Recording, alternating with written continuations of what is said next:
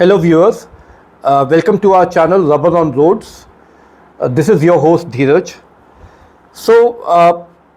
We thought that Thar has come out of the ICU and things will be fine.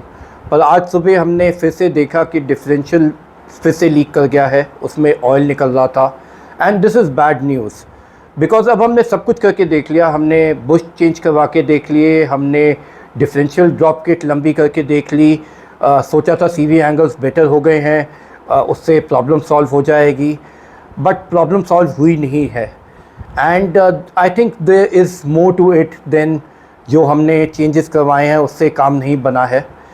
तो अब हमारा final decision लेने का time आ गया है और हमें फाइनल डिसीजन लेना पड़ेगा and we have discussed this with the nano team as well and the final decision is that we will have to pull the plug on थारजिला। ये एक मैग्निफिसेंट बीस्ट था। अगर हम यहाँ रोड पे से निकल जाते थे, लोग मुड़ मुड़ के देखते थे। They have been instances when people लोग आगे निकल जाते थे, वापस घूम के अपनी गाड़ी लेके आते थे थारजिला को देखने के लिए। It was absolutely amazing. But अगर देखा जाए तो हमने थारजिला को टोटल में 1000 किलोमीटर ही चलाया होगा और 1000 किलोमीटर्स में काफ़ी टाइम ये प्रॉब्लम में ही रही है। हम बिल्कुल ऑफ रोड नहीं कर पाए इस व्हीकल पे। ऑन रोड में ही इतनी प्रॉब्लम आ रही थी तो ऑफ रोड क्या करते। पर मैं एक बात बड़ी क्लियरली अपने व्यूअर्स को बताना चाहूँगा कि जो भी मेरा एक्सपीरियंस है थारजिला का, वो मेरा एक्सपीरियंस है, मेरी किट का एक्सपीरियंस है। हम इसे सारी थार नैनो किट पे एक्सट्रापोलेट नहीं कर सकते, बट मेरे ख्याल से from our side and even the nano team, at least मेरी वाली किट पे we have given up hope and we are pulling the plug.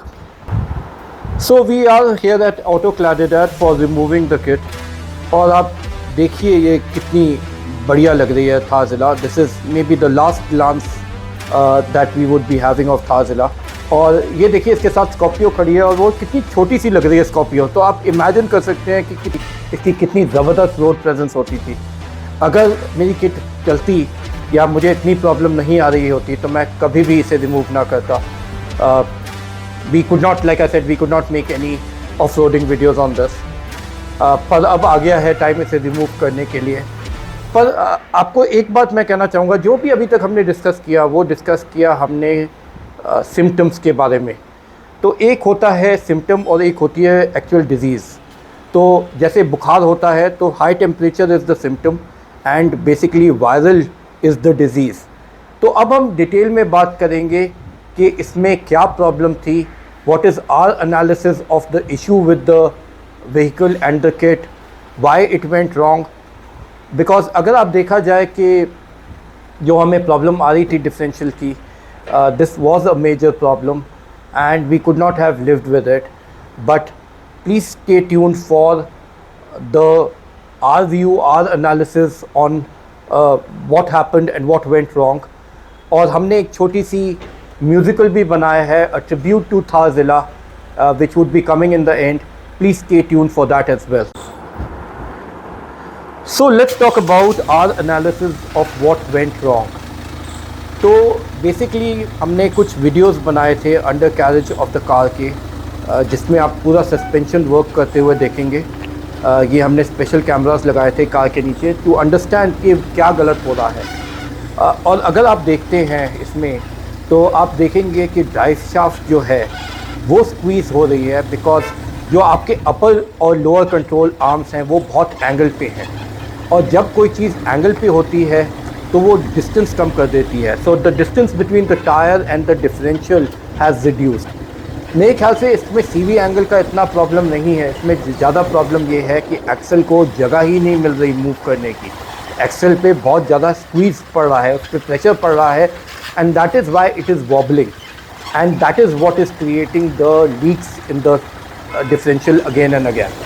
So basically the thing is the drive shaft is pushing into the differential क्योंकि the distance between the tire and the differential has gone down और उसकी वजह से काफ़ी ज़्यादा pressure पड़ रहा है एंड उसकी वजह से ग्रीस जो है बार बार स्पिल होके बाहर आ रही है या ऑयल स्पिल होके बाहर आ रहा है। And this can be a very dangerous situation because आपका डिफरेंशियल फेल कर सकता है, आपका एक्सेल फेल कर सकता है।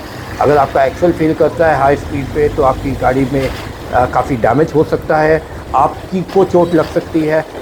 और अगर एक्सेल वैसे भी अगर ब्रेक करता है या फेल करता है तो axle is a very expensive part.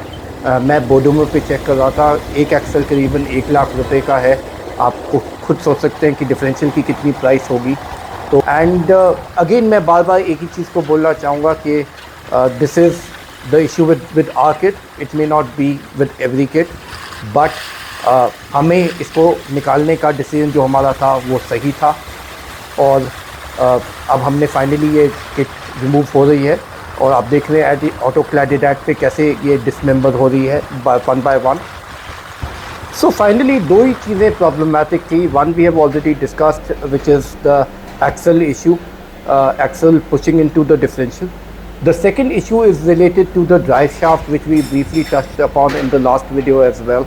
तो drive shaft ज़्यादा extended चल रही है and lift kit इतनी high है कि जो basically आपका जो axle और drive shaft का angle है वो भी appropriate नहीं है। कुछ एक्सपर्ट से मैंने बात की है, तो अगर इतनी हाई लिफ्ट किट होनी चाहिए तो आपका बेसिकली एक्सेल का एंगल भी थोड़ा सा चेंज करना चाहिए। Nano team is wanting to come up with a spacer for the drive shaft. This is our assessment of what went wrong and we are sharing it so that the viewers are aware, so that you know अगर किसी को लगता है कि हम गलत हैं, please हमें कॉन्ट्रडिक्ट करिए, प्लीज़ हमें बताइए कहाँ हम गलत हैं। क्या पता आपका एनालिसिस हमारे से बेटर हो। Please share your analysis with us. We would be more than happy to hear from you.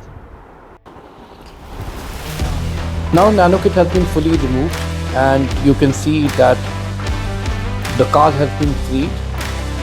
The wheels are now moving freely.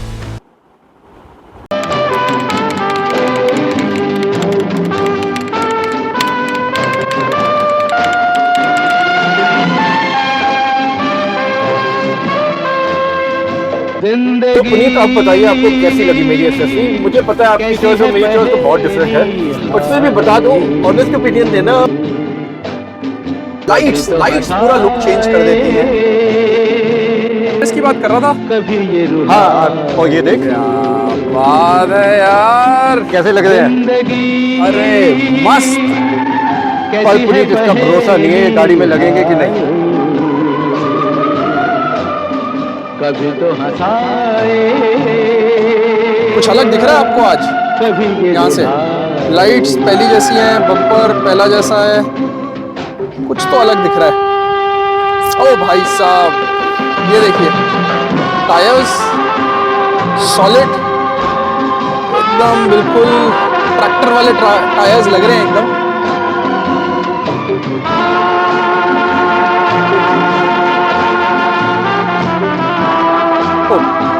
Last time tyres थे, अब टायर्स के बाद अल्टीमेट लुक हो गया है। अगर आप देख रहे हैं कार पूरी लिफ्ट करा दे, बिल्कुल लिफ्ट हो गई है and it has dramatically change the looks of the car. बहुत सही लग रही है।